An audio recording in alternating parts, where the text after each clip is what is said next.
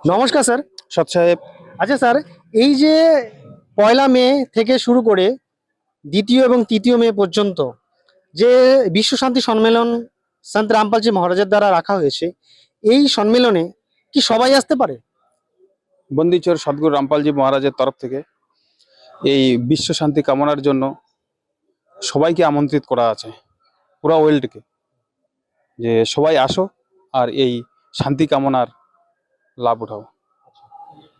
আচ্ছা স্যার, যারা প্রথমবার এই অনুষ্ঠানে আসবেন তাদের জন্য কি বিশেষ কোনো ব্যবস্থা রাখা রয়েছে?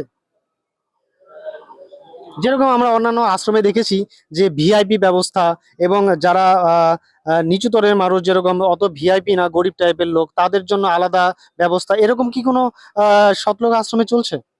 না, মানবের ধর্ম সবাই এক, এখানে তো কেউ ছোট বড় না, সবাই এক।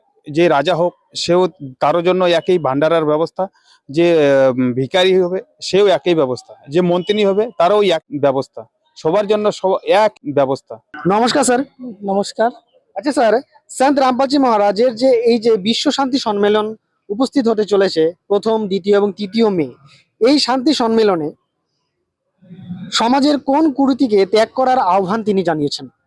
যেমন আমাদের গুরুজি আমাদেরকে বলে রাখছে যে নেশামুক্ত, কোন বিবাহ, সমাজে যে পাখনবাদ চলছে, যেমন পূজা পাঠ চলছে, মানে শাস্ত্র বিরোধ পূজা পাঠ চলছে। আচ্ছা, সন্ত রামপালজি মহারাজের যারা এবার প্রথম অনুষ্ঠানে আসবেন তাদের জন্য আপনি কি বলতে চান? ওর জন্য গুরুজি সন্ত রামপালজি, আমরা চাই পুরো বিশ্বকে নিমন্ত্রণ, আমরা সবাই আসার জন্য। সবাইকে 3 দিন দিব্য ভান্ডারা হয়, এখানে বিশাল বড় ভান্ডারা হয়, এখানে কোনো জাতিভেদ হয় না।